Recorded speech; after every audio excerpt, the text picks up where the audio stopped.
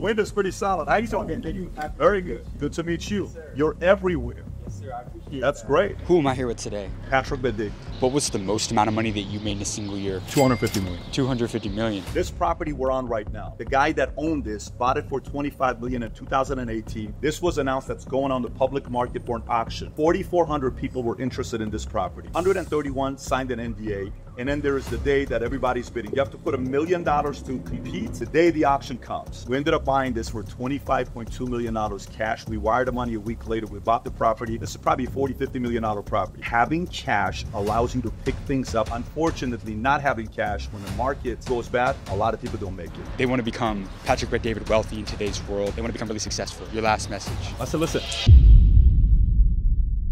Guys, we're about to go fly out to Miami, Florida to interview multiple $100 million entrepreneur Patrick Bet-David. This is a guy who went from dead broke as an immigrant to building and selling a company for several $100 million. Guys, this interview that we're about to do with Patrick is going to be a masterclass on all things business, from sales to negotiations to money. You do not want to miss out on this, so stay tuned from start to finish to figure out how you can be just like Patrick and dominate any industry that you're in. Let's head out to Miami and go meet Patrick. Come on.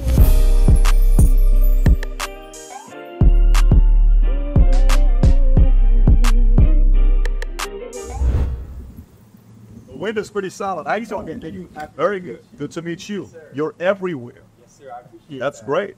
And how old are you, by the way? 22. Okay, 22 years old. What you're doing is very important.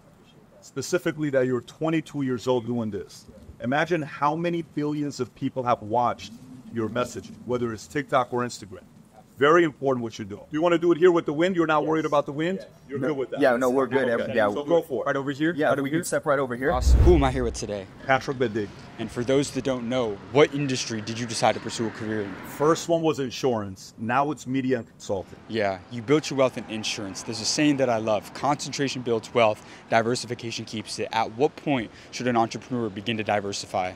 I would put the number 10 billion plus. When I first got in, I read a book called Blue Ocean Strategy. And we had an emergency meeting with 20, 30 of us. We got in and I said, I want you to help us find a blue ocean for the company. At the time, I was selling life insurance. You're talking disability, stocks, bonds, mutual funds, variable annuities. I said, we're not doing all that. We eliminated everything. I'm Series 766, 31, 26 life and health. I use none of my licenses, but only life insurance. We grew it from 66 agents to we've licensed 60,000 agents, and eventually we sold the company. Now, you've consulted for some of the biggest companies in the world. In today's world, 8 out of 10 companies don't make it past 5 years. When you're consulting for a company, what's the most common mistake, the number one mistake you're seeing business owners make that prevents them from scaling and having that longevity? Well, the operator, everything rises and falls on the operator. If the operator isn't maniacally focused in growing the business and isn't emotionally stable, he's going to have a hard time. He's got to be maniacally focused. He's got to be emotionally stable. He's got to be able to understand who to take feedback from and who not to take feedback from. Sometimes when you're first getting started, you may hire somebody with a Harvard degree, like, oh my God, this guy's got a degree from Harvard. He must know more than I do. And you allow that person to change the culture of the company. And then you're like, wait a minute, we just lost what we used to have. Degrees don't mean anything. First, they have to come in and prove to you that they understand what the culture of the company is all about. And you have to have the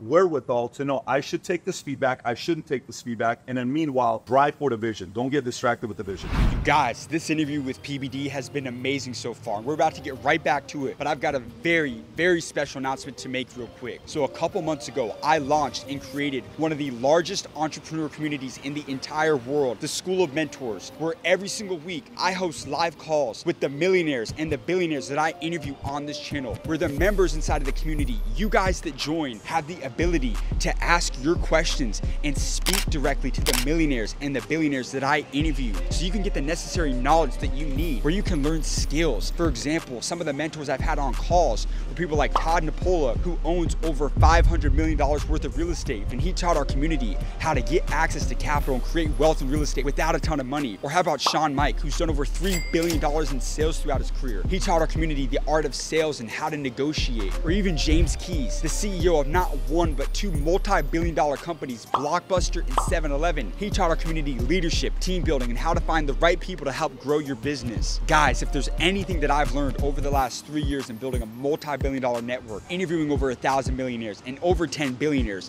it's that there's only one shortcut to success in today's world, and that's mentorship. And that's why we created this community in the first place. And since it's Black Friday this week, we have an insane deal for you guys to get into this community for only $30 a month, the lowest the price has ever been, the lowest it ever will be. You have the ability to join this community, the school of mentors, and get directly mentored by the millionaires and the billionaires that I interview on this channel. You get access to my network, the people you see time and time again that I interview. You will have the ability to get that knowledge because, guys, information changes any situation. Remember that information can change situations. To join this community, go to the link down in the description of this video. I cannot wait to see every one of you guys inside of this community. But with that being said, let's get back to the interview. Now, throughout your career, in terms of revenue, what was the most amount of money that you made in a single year? 250 million. 250 million. And what took that company from 8 to 9 figures? Yeah, I'll never forget. When I was doing around 10 million a year, I called Tom. I said, Tom, I don't think I'm a good CEO. I have no clue what I'm doing. I'm a sales guy, at best a sales leader, and I'm good with money. Like, I'm not a spender. I didn't buy my first Rolex till I was 35 years old. I didn't buy my first Ferragamo shoe till I had $500,000 in the bank. I didn't buy a house until I was 37 years old. So I'm not the one that's spending all the money. I'm reinvesting into the company. I said, but I don't think I'm an operator. He says, Pat, we need to find a way for you to go be around other CEOs that have ran bigger companies, and you'll learn from them. I went 3 weeks to Boston. I went to this Harvard OPM program, Owner President Management Program. 144 CEOs, 64 countries. The man who was my partner sitting next to me was the founder of the clothes that girls wear. What is that company called? That lingerie, what is the company? Victoria's Secret. He was the Victoria's Secret of New Zealand and Australia. So I said, how big's your business? This is what you can Google me. I Googled a guy net worth $1.5 billion. For 3 weeks, I kept asking him, what is my job as a CEO? He says, I have 7,000 employees and 6 CEOs that report to me. He was the chairman of the board. And he told me, this is the 4 things, okay? You're either one, thinking about linear growth, which is biz dev and systems. You can spend money into your systems or biz dev, networking, shaking hands, but it's not going to explode your business. He said exponential growth is at the top. Leadership development or innovative campaigns. For example, like Coke came up with Share a Coke with John. I'm not a Coke drinker, but I'm buying the Coke to share it with John. One great innovative campaign for us when I came back to our business to the next level. As a multiple 9-figure entrepreneur, what was the best financial advice that you ever received? This is not going to be popular to a lot of people. Always have cash. Always have cash. I remember one time I got a call. A guy says he needs $540,000. He had 2 Wayne Gretzky cards. I said, what kind of cards are they? He says, these are the main cards of Wayne Gretzky, PSA 10 OPG and Topps. I said, I'll give you $540, but I want to pick up the cards in 24 hours. I'm going to send somebody. I need you to meet me at PSA's headquarters in Orange County. Tikron, who happens to be here, he flies out to LA. Yeah, you flew out. You go meet him, picks up the cards, puts it in a new case, brings it back. He's in the airport with $500,000 in his pocket. That card we sold a year and a half later was a Guinness Book of World Record for $2.2 million. This property we're on right now, the guy that owned this bought it for $25 million in 2018, put $7 million of finishes in this. This was announced that's going on the public market for an auction. 4,400 people were interested in this property. 131 signed an NDA. And then there is the day that everybody's bidding. You have to put $1 million to compete. If you don't, you're not competing. The day the auction comes, everyone's sitting there in Zoom, 40, 50 people raising hands, doing the whole thing. We ended up buying this for $25.2 million cash. We wired the money a week later. We bought the property. This is probably a $40, $50 million property. Having cash allows you to pick things up when they're for sale. Unfortunately, not having cash, when the market kind of goes bad, a lot of people don't make it. I went to a mastermind in March 2023, and there was a saying that great businessmen a lot of time are terrible content creators, and great content creators are terrible businessmen. What's been your secret to creating wealth in media? Well, that's the concept with trifecta. The market's going to tell you if you know what you're doing or not. Like right now, I was telling you earlier, billions of views you've gotten, you've proven that you know what you're doing. Now, operating, different story, right? The operating aspect is day to day. Content creation, it's brutal.